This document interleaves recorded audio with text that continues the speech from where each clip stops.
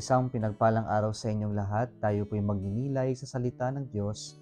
Ang pinagmumulan ng awa at tawa ng ating buhay, ang salitawa.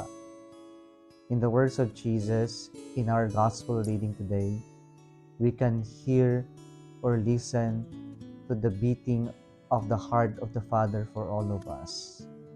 When Jesus said, "This is the will of the one who sent me, that I lose nothing of what he has given me, but instead that I raise it up on the last day." And this is the will of the Father, that whoever sees the Son and believes in him shall live eternal life. And these words of Jesus prove to us that our God is really concerned to all of us, and He will do everything to save us. And the will of God is for all of us to be united with Him, to be with Him in eternal life.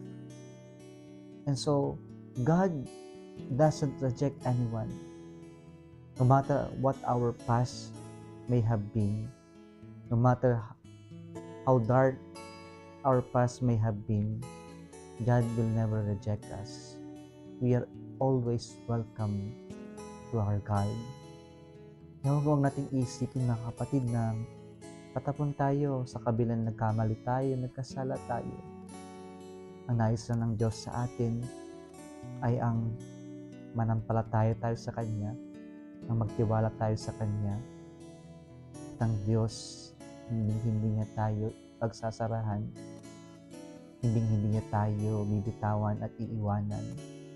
Manalig lang tayo, manampalataya at magtiwala tayo sa Kanya. And let us partake of this bread of life so that we can have life everlasting, to be with God forever.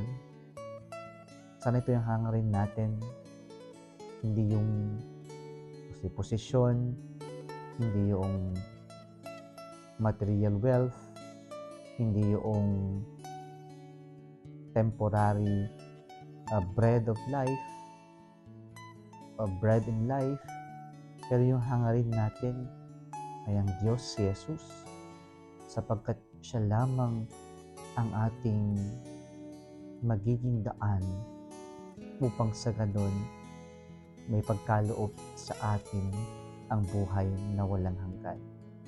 May pagkaloob sa atin ang tinapay ng buhay. Hangarin natin ng Diyos.